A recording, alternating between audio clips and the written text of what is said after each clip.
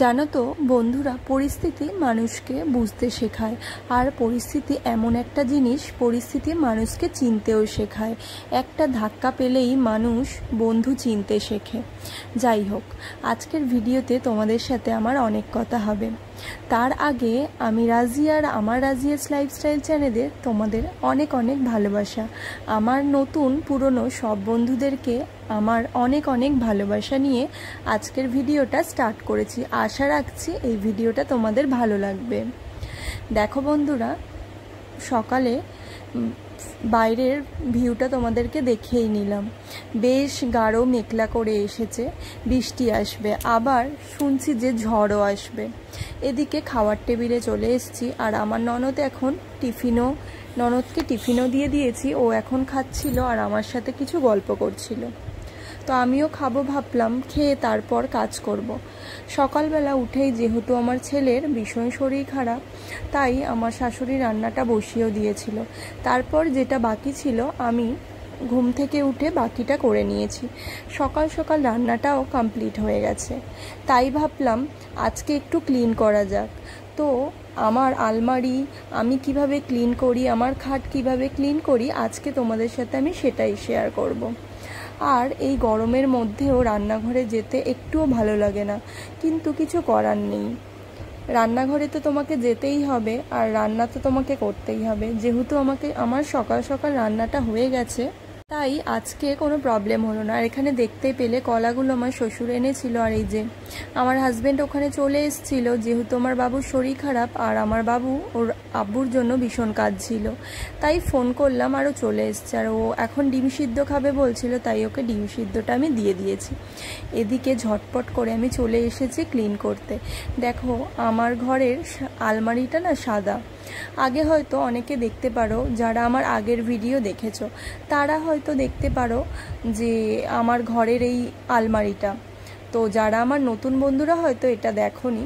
তো এটা হচ্ছে, যেহেতু আমার ঘরের সব সাদা, তাই ভাবলাম অনেক দিন না ক্লিন করা হয়নি, তাই অনেক ধুলো পড়েছিল, সেইগুলো এখন আমি ক্লিন করে নিচ্ছিলাম। ভাবলাম যে খাটটা যখন ক্লিন করলাম, তার মধ্যে আমি আলমারিটা যখন ক্লিন করলাম, খাটটাও ক্লিন করে নিই।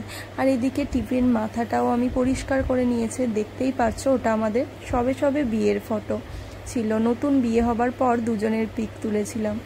আর এই যে তিনটে দেখো, এই একটা ফটো যেটা সদ্য কিছুদিন আগের ফটো, যেটা হচ্ছে দীঘা গেছিলাম। আর দীঘা গিয়ে এই ফটোটা আমি বাদিয়ে এনেছি। ভাবলাম যে এগুলো একটু পরিষ্কার করে নিই, আর তোমাদের সাথে একটু শেয়ার করি এই গরমের মধ্যে আমি কিভাবে খুব ঝটপট করে ক্লিন করে নিই। মাথায় বুদ্ধি থাকলেই কাজ হয়ে যায়। তো একটু বুদ্ধি খাটিয়ে যদি তোমরা কাজ করো, তাহলে খুব তাড়াতাড়ি কাজ হয়ে যায়। দেখতেই পাচ্ছ এখানে কত ওষুধ। ভাবছো তো এগুলো কার ওষুধ? সবাই জানো আমার ছেলের ভীষণ শরীর খারাপ, আর ওরই এতগুলো ওষুধ দিয়েছে ডক্টর। আর আমি এখন এই টিভির নিচটাও পরিষ্কার করে নিলাম। এত বড় টিভি কিন্তু খারাপ হয়ে পড়ে আছে। ভাগ্যবশত টিভিটা আর সারানো হয়নি। আমার হাজব্যান্ড অনেকবার বলেছে, আমি ভাবলাম না থাক, টিভির তো আর কোনো দরকার নেই। তাই ভাবলাম যে আর টিভিটা সারিয়েও আর কোনো লাভ নেই, ওই জন্য না এই টিভিটা আর সারানো হয়নি। তো ভাবলাম যে এইগুলো পরিষ্কার করার পর আবার যাব বাইরের টেবিলটাও পরিষ্কার করে নেব। আর এদিকে দেখো, আকাশটা পুরো কালো মেঘে ঘিরে এসেছে। বৃষ্টি আসবে আসবে ভাব। দেখতেই পাচ্ছ কীরকম অন্ধকার। তাই ভাবলাম জানলা দিয়ে আরেকটু তোমাদের সাথে দেখানো যাক বাইরের ভিউটা। দেখো, আমি আমার ঘরের জানলাটা দিয়ে তাই তোমাদেরকে একটু দেখানোর চেষ্টা করলাম। তারপর এখন যাব আমি বাইরের ডাইনিংয়ের কাছে। একটা টেবিল আছে আমাদের, সেটাই পরিষ্কার করতে। দেখো, টেবিলটা না ভীষণ নোংরা হয়ে গেছিলো, তাই ভাবলাম আজকে যেহেতু রান্নাবান্না সব হয়ে গেছে, তাই এগুলোই একটু ক্লিন করে নিই। তাই এগুলোই ভাবলাম যে ক্লিন করে নিই। আর এই যে এখানে যত আমাদের ডাইনিংয়ে খাওয়া হয়, তো ছোট ছোট কাপ, কাচের গ্লাসগুলো আমরা এখানে রেখে দিই গুছিয়ে। যেহেতু না টেবিলে রাখলে ভীষণ অসুবিধা হয়, কারণ খাওয়ার সময় যেহেতু অনেক লোক, ওই জন্য না টেবিলে রাখলে ভীষণ অসুবিধা হয়। ওই জন্য সাইডের এই টেবিলটাতে কাচের গ্লাস, দেখতেই পাচ্ছ এই চামচের র্যাকটা, আরও অনেক জিনিসপত্র, ছোট ছোট কাচের কাপ চা খাওয়ার, আর কাচের গ্লাস। এই যে দেখছো কাপটা, এটা হচ্ছে আমার দেওর, এইটাতে হচ্ছে চা খায়। আর এইগুলো আমি এখানেই ভাবলাম যে মুছে গুছিয়ে রেখে দিই। দেখো আমার মোছাটা কমপ্লিটও হয়ে গেছে, আর আমি এখন এগুলোকে গুছিয়ে নেব। তারপর না বেসিনটাও খুব নোংরা হয়েছিল, তাই ভাবলাম বেসিনটাও একটু সাজিয়ে গুছিয়ে পরিপাটি করে পরিষ্কার করে নেওয়া যাক। দেখো এখন আমি এই টেবিলটা পুরো পরিপাটি করে সাজিয়ে নিয়েছি। পরিপাটি করে পরিষ্কার করলে না একটা আলাদাই শান্তি লাগে। টেবিলটাও অনেক অপরিষ্কার ছিল, আমি সাজিয়ে গুছিয়ে টেবিলটাও পরিপাটি করে নিলাম। দেখতেই পাচ্ছ এখন আমি টেবিলটা পরিষ্কার করছি। যেখানে বসে খাবে সেটাই যদি না পরিষ্কার হয় তাহলে কি আর দেখতে ভালো লাগে? অবশ্যই খাওয়ার টেবিল পরিষ্কার থাকলে মানসিক শান্তি আসে একটা। তাই ভাবলাম যে খাওয়ার টেবিলটাও পরিষ্কার করে নেওয়া যাক। আর যেহেতু তোমাদের সাথে আমি ক্লিনটা শেয়ার করছি, ওই জন্য ভাবলাম সব কিছুই একসাথে শেয়ার করা যাক। যেহেতু ক্লিন করছি তাই ভাবলাম এটাও শেয়ার করা যাক। দেখো ফাইনালি এখানে আমি টেবিলটাও পরিষ্কার করে নিয়েছি, আর যত রান্না বান্না হয়েছিল এখন আমি এই টেবিলে সাজিয়ে নেব। আর যেটা বলছিলাম বন্ধুরা, সময়ের সাথে সাথে মানুষও বদলে যায়, আর সময় পরিস্থিতি মানুষকে চিনতে শেখায়। যতই ভালো বন্ধু হোক, বিপদের সময় মানুষকে বোঝা যায় যে সে কতটা ভালো বন্ধু। আর পরিস্থিতিতেই মানুষ বলে দেয় যে কত ভালো আমার বন্ধু ছিল। পরিস্থিতি মানুষকে চিনতে শেখায়, আর যত খারাপ সময় আসবে ততই মানুষকে চিনতে শিখবে।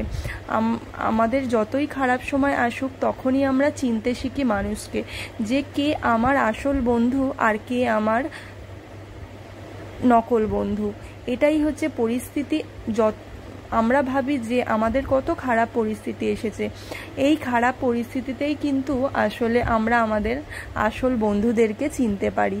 তোমাদের সাথে কথা বলতে বলতে আমার অনেকটাই কাজ হয়ে গেছে। দেখতেই পাচ্ছ আমি এখন বেসিনটাও আমার মতো করে পরিপাটি করে সাজিয়ে গুছিয়ে পরিষ্কার করে নিয়েছি একদম। দেখো কেমন চকচক করছে বেসিনটা, দেখতেও কত ভালো লাগে, তাই না? তারপর চলো তোমাদেরকে দেখানো যাক আজকের মেনুটা।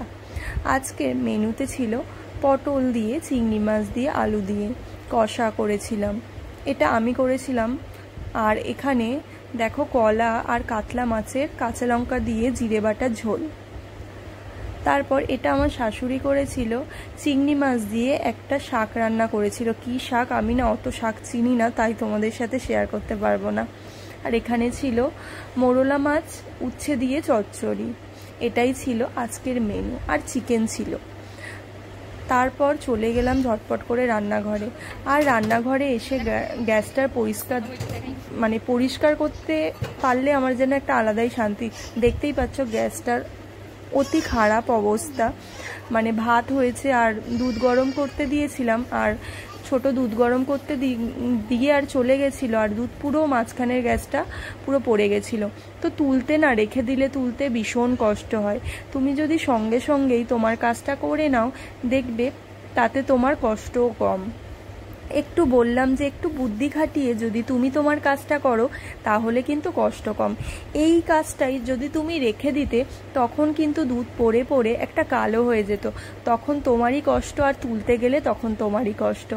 তুমি কাজ করার সঙ্গে সঙ্গেই যদি তখনই পরিপাটি করে সবটা গুছিয়ে নাও তাহলে কিন্তু আর কাজটা করতে কোনো কষ্ট লাগে না। এখানে দেখো আমি পুরো গ্যাসটাকে পরিষ্কার করে নিয়েছি। কেমন লাগছে বলবে বন্ধুরা। তারপর অনেক জামা কাপড় ছিল, দেখতেই পাচ্ছ। আমি ছোটকে বললাম চলো আমরা দুজন মিলে জামা কাপড়টা গুছিয়ে নিই, তো ও আর আমি মিলে জামা কাপড়টা গোছাচ্ছিলাম। আর আজকের আমি অনেক দিন পর আমার বাড়ির ব্লগ ভিডিও দিলাম, তো আর কেমন লাগলো এই ভিডিওটা আমাকে কিন্তু বলবে। আর তোমরা দেখবে বন্ধুরা, তোমাদের খারাপ সময় তোমরা ঠিক তোমাদের কাছের মানুষদের বুঝতে পারবে যে সত্যি সেই কাছের মানুষ ছিল নাকি কাছের মানুষ ছিল না। আমার ভিডিওটা দেখে যদি তোমাদের ভালো লেগে থাকে প্লিজ একটা লাইক, কমেন্ট, শেয়ার, সাবস্ক্রাইব করতে ভুলবে না। আর আমার যারা নতুন বন্ধুরা আছো এখনও সাবস্ক্রাইব করোনি, প্লিজ আমার ভিডিওটা দেখে সাবস্ক্রাইব করে নিও। আর আমার কাছ থেকে নতুন নতুন ভিডিও পেতে কমেন্ট করে জানিও। তোমাদের একটা কমেন্ট আর লাইকই আমাকে মোটিভেট করে আমাকে ভিডিও করবার জন্য। আশা করি এই ব্লগটা তোমাদের ভালো লাগবে একটু হলেও। আর একটু হলেও ভালো লাগলে একটা লাইক, কমেন্ট, শেয়ার, সাবস্ক্রাইব করে দিও। আবার একটা নতুন ভিডিওতে অবশ্যই তোমাদের সাথে আমার দেখা হবে। ততক্ষণ তোমরা ভালো থাকবে, সুস্থ থাকবে আর হাসতে থাকবে, আর আমার ভিডিওর ওয়েট করতে থাকবে। টাটা, বাই, ভালো থাকবে, আল্লাহ হাফিজ।